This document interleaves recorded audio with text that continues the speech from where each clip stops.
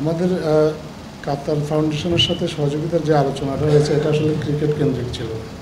Cricket board চাইলে তো অবশ্যই একটা ডরমেটরি তৈরি করতে পারে এবং সেখানে হয়তো আমাদের ক্রিকেটারদের জন্য সুযোগ সুবিধাও তারা এনশিওর করতে পারে, কিন্তু বাংলাদেশের ক্রীড়াঙ্গন শুধু ক্রিকেট না, এর বাইরেও অনেক খেলাধুলা আছে। আমরা চাই না যে আমাদের ক্রীড়াঙ্গনটা বা আমাদের অন্য খেলাগুলোও বিভিন্ন সময় আমরা দেখেছি ক্রিকেট নির্ভর হতে, বিশেষ করে ফ্যাসিলিটিসের ক্ষেত্রে। আমরা চাই যে একটা স্বতন্ত্রভাবে আমাদের মেয়েদের জন্য এমন কিছু তৈরি হোক যাতে আমাদের সব খেলার মেয়েরাই আসলে উপকৃত হতে পারে। এই চিন্তা থেকে কাতার ফাউন্ডেশনের সাথে এই ডরমিটরির ব্যাপারে আলোচনা হয়েছে। আর মেয়েদের যে চাহিদা বা তাদের যে চাওয়া, তারা প্রধান উপদেষ্টার কাছে তারা দিয়েছেন। আমি এটা এখনই নিশ্চিত করে ঠিক আপনাকে বলতে পারবো না তারা ঠিক কী কী চেয়েছেন এবং সেটার বাস্তবায়নটা কী পর্যায়ে আছেন।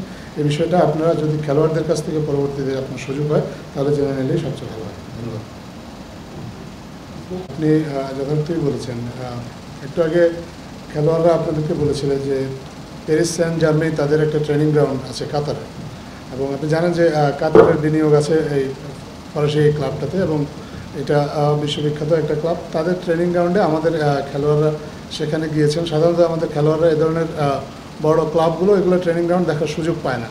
তো এই সফরের মধ্যে দিয়ে সুযোগটা তৈরি হয়েছে, এবং আমি একটু আগেও এটা বলেছি যে এটা একটা সুন্দর শুরু। আমরা বিশ্বাস করি এই শুরুটা দিয়ে আমরা এগিয়ে নিয়ে যাব। আপনি যে সহযোগিতার ক্ষেত্রগুলোর কথা বলেছেন বা আমরা যেগুলো ভাবছি, এগুলো শীঘ্রই হয়তো আনুষ্ঠানিক রূপ নেবে, যাতে করে আমাদের মধ্যে দুই দেশের মধ্যে ক্রীড়া সহযোগিতাটা বৃদ্ধি পায় এবং কাতার ফাউন্ডেশনের সাথেই আনুষ্ঠানিকভাবে কোনো একটা কিছু করা হচ্ছে। কিন্তু স্টেডিয়ামের পাশাপাশি যে বিষয়গুলো বেশি করে ফোকাস দেওয়া হয়েছে, সেখানে আপনি দেখেছেন যে ইনজুরি রিহাবের কথাটা বলা হয়েছে। এখানে আমাদের দেশে আপনি জানেন যে সুযোগ সুবিধা কম।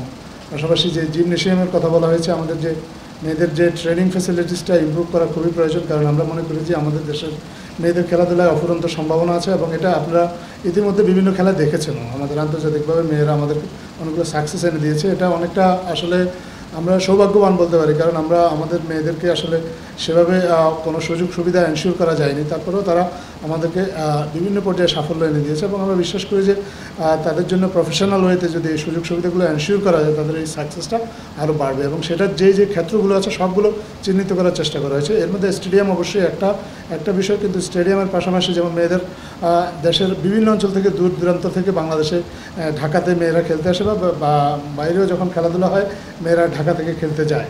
তো ডরমিটরিজ ফ্যাসিলিটিসটা খুবই প্রয়োজন মেয়েদের জন্য, এটা নিয়ে স্পেশালি আলোচনা হয়েছে। পাশাপাশি জিমনেশিয়ামের জন্য আলোচনা হয়েছে, এবং ইনজুরি রিহ্যাব এটা নিয়ে আলোচনা হয়েছে। এই তিনটা বিষয়কে স্পেশালি ফোকাস দেওয়া হয়েছে। আর এর সাথে অন্যান্য যে বিষয়গুলো আছে সেগুলো নিয়েও তো আলোচনা হয়েছে। এই আলোচনাটা কন্টিনিউ করবে। আমরা মনে করি যে আলোচনার মাধ্যমে হয়তো সহযোগিতার আরও কিছু ক্ষেত্র চিহ্নিত হবে, বা একটু বিস্তারিতভাবে যখন আলোচনা হবে তখন হয়তো আমরা আরও ভালোভাবে বুঝতে পারবো যে তারা আসলে কীভাবে আমাদেরকে সহযোগিতা করবে। আপনাকে আমি ইতিমধ্যেই বলেছি যে আমাদের মাননীয় প্রধান উপদেষ্টা আপনার কাতার ফাউন্ডেশনের যিনি সিইও শেখা হিন্দ, ওনার সাথে কিন্তু কথা বলেছেন, এবং এই যে সম্মেলন 4 দিনব্যাপী যে সম্মেলনটা হয়েছে, এই সম্মেলনের প্রথম মুহূর্ত থেকে আসলে স্পোর্টস নিয়ে কথা হয়েছে। অন্যান্য অনেক প্রসঙ্গের মাঝে স্পোর্টসটা অতীতে আমরা বিভিন্ন সময় আমরা জেনেছি যে অতীতে এগুলো স্পোর্টসটাকে আসলে খুব মার্জিনাল একটা বিষয় হিসাবে ধরে নিয়ে এটাকে সময় পেলে হয়তো এটা নিয়ে আলোচনা করা হতো, কিন্তু এই সম্মেলনটাতে সেরকমটা হয়নি। এই সম্মেলনটা শুরু হওয়ার আগেই কিন্তু মাননীয় প্রধান উপদেষ্টার সাথে তারা সম্মেলন ভেন্যুতে গিয়েছেন, তাদেরকে খুব স্বাগতম জানানো হয়েছে সেখানে। এবং যখন সম্মেলন উদ্বোধনী অনুষ্ঠানে বিশেষভাবে মাননীয় প্রধান উপদেষ্টা আমাদের খেলোয়াড়দেরকে পরিচয় করিয়ে দিয়েছেন। এই পরিচয় করিয়ে দেওয়ারটা একটা সবচেয়ে বড় কারণ হচ্ছে যে সবাইকে এই বার্তাটা দেওয়া আমরা যে তাদেরকে কেয়ার করি, তাদের বিষয়টা নিয়ে আমরা ভাবি, এবং তাদের যে সুযোগ সুবিধা এগুলো আমাদের নানা সীমাবদ্ধতা সত্ত্বেও সেগুলো এনশিওর করার ব্যাপারে যে বর্তমান অন্তর্বর্তীকালীন সরকার আন্তরিক, সেটাই হচ্ছে এই তাদেরকে এই সফরে নিয়ে যাওয়ার পিছনে সবচেয়ে বড় উদ্দেশ্য।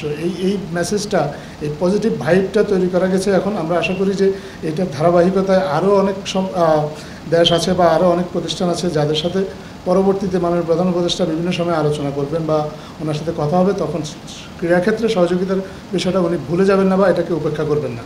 আমাদের জাতীয় পর্যায়ে যত বিষয়ে সহযোগিতা আমরা আন্তর্জাতিকভাবে চাই, তার মধ্যে একটা বিষয় সবসময় ক্রীড়া থাকবে, এবং এই সহযোগিতাটা আমরা পেলে আমরা বিশ্বাস করি যে আমাদের নানা সীমাবদ্ধতা সত্ত্বেও আমাদের মেয়েদের ক্রীড়াঙ্গন এবং ওভারঅল যে আমাদের যে ক্রীড়াঙ্গনটা সেটা আসলে এগিয়ে যেতে এটা একটা সহায়ক ভূমিকা পালন করবে। আর কাতার ফাউন্ডেশনের ক্ষেত্রে আমি তো বলেছি, কাতার ফাউন্ডেশনের সাথে আমাদের এটা শুরু। আমরা এই শুরুর ধারাবাহিকতা আমরা পরবর্তীতে এই সহযোগিতাটা আমরা বিশ্বাস করি, তারাও প্রতিশ্রুতি দিয়েছে এবং আমরাও আগ্রহী এই সহযোগিতাটা অব্যাহত থাকবে।